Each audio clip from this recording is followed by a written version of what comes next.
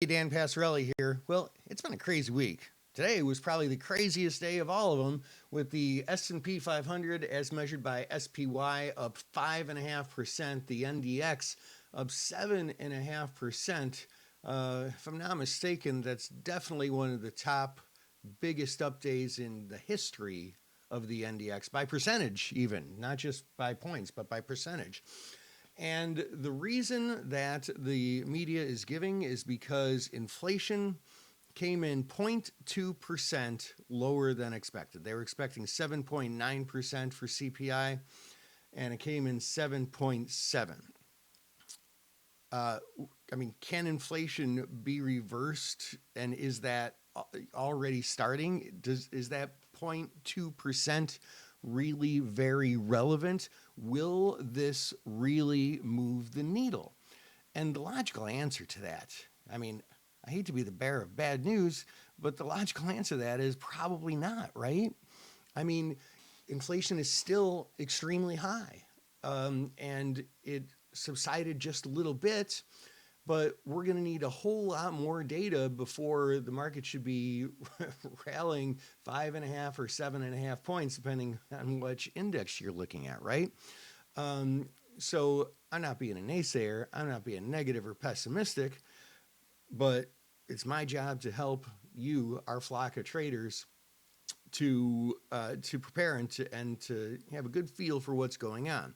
So today I did what any other red-blooded American would do. I bought puts in my IRA because they're cheaper now than they have been, both because of Delta and because of implied volatility.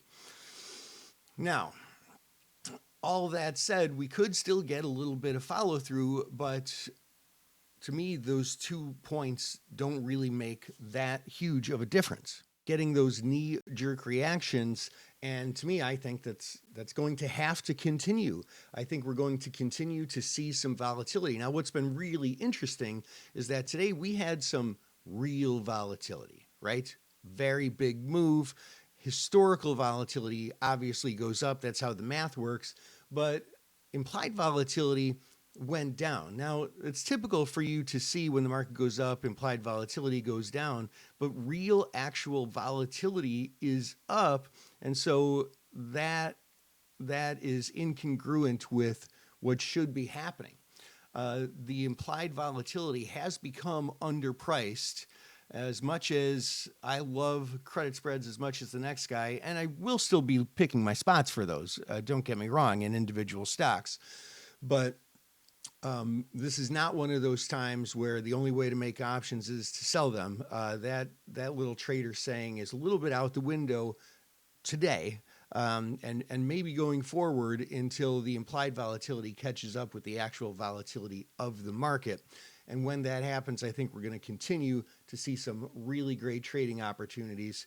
There were great trading opportunities today, and volatility begets great trading opportunities. So pick your spots, take advantage of volatility, both from when it's cheap, buying options, and when it's low, selling options. And I'll catch you next time. This is Dan Passarelli, Trade Smart.